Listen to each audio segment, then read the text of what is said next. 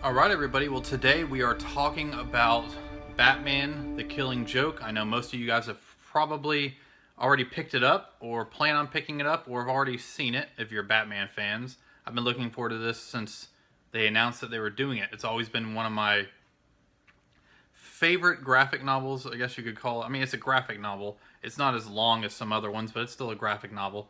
It's definitely one of my favorites in terms of the Joker's mind and the brutal nature of the Joker. This is always a good one to go to. So I was really excited when they said they were going to do this as a animated film, plus have Kevin Conroy and Mark Hamill come back to reprise their roles as Batman and the Joker.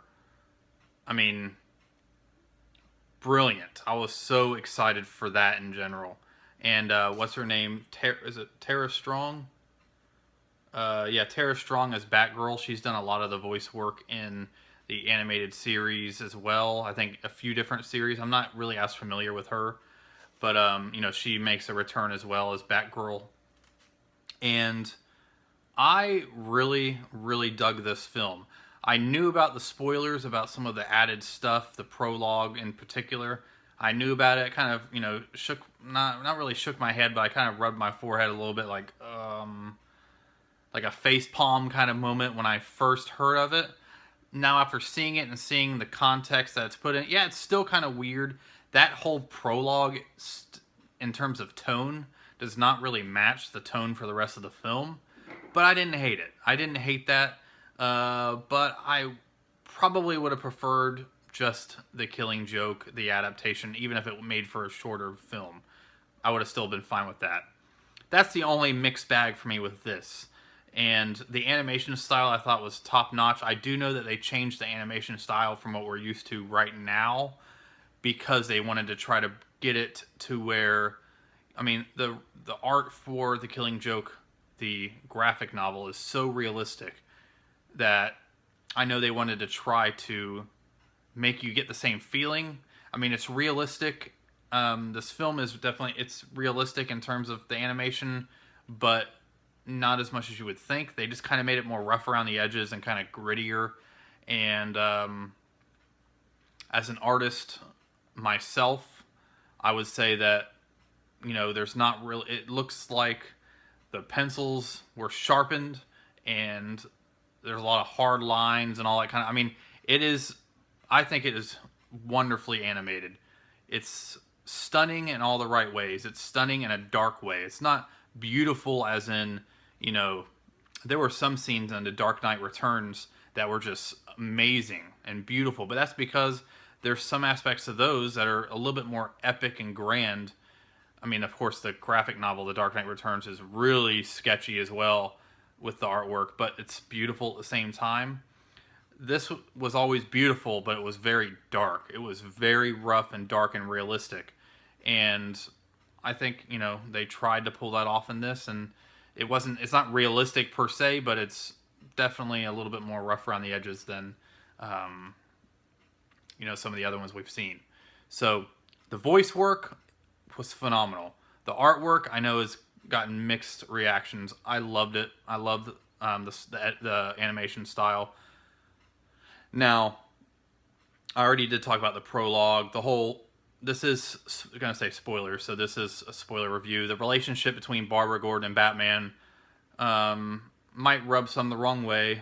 I knew about it beforehand, so it didn't really rub me the wrong way, especially in the context of what they talk about in this. They don't just make it seem like, oh, a little, for someone who has basically been a little girl in a lot of ways and looked up to Batman, and it was, some people thought it was kind of incestuous almost, that they would actually have a relationship, which I can see. I mean, I could see how that could, be interpreted that way in terms of, if that's how you think of it.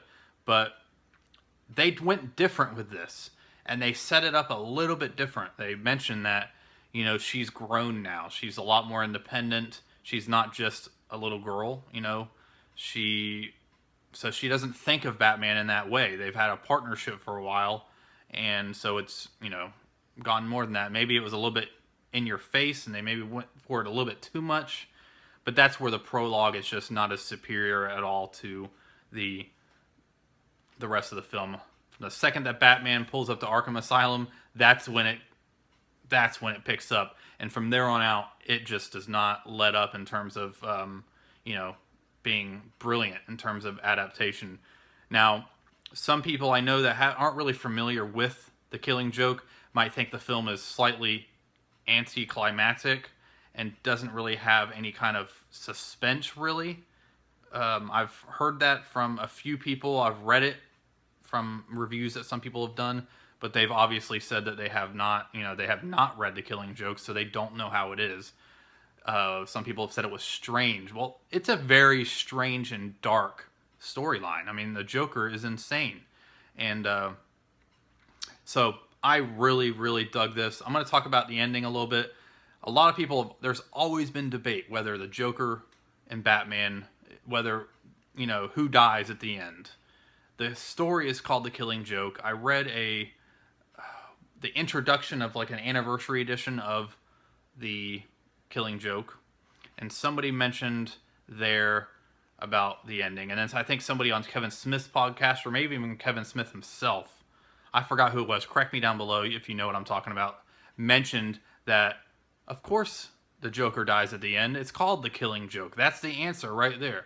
Let me know down below. Like I forgot who exactly said it, but I like to think of it in that way. I mean, in the comic, the panel goes from, you hear them both laughing, and then all of a sudden you don't hear anything from, either of them really.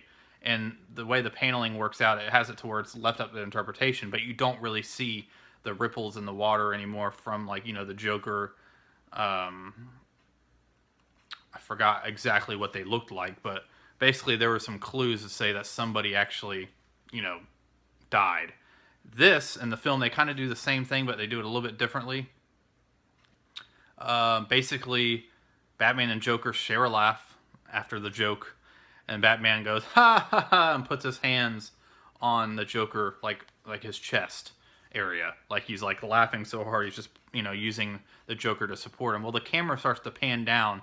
You hear them both laughing. But then Batman's laugh becomes a little bit louder, and Joker's laugh goes away, leading you to think that maybe Batman strangled the Joker and the Joker died. That's how I look at it.